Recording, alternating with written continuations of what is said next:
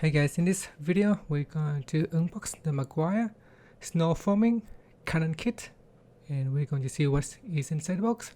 So in this box you're going to get one gold class car wash from Meguiars. It is a small bottle around 400 ml, and you get the plastic bottle, Snow Cannon bottle.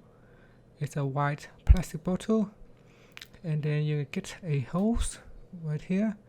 It is grab in the bubble grab, and I'm just going to open it now.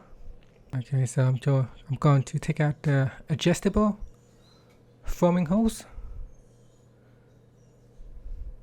Now you can adjust by turning the knob at the top, and this is what it looks like. It's got a plastic knob at the top, allowing you to control the amount of foam that it makes. Okay, inside this bottle there is also a small hose,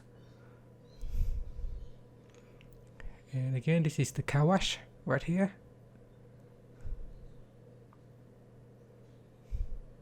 Okay, so here is the adapter and some tape. So I'm going to put the plumbing tape to the side. That can help prevent the leaking. Included in the kit are the two different adapter for the different pressure machine, and this is on the box right here. It's a car wash Snow Cannon kit,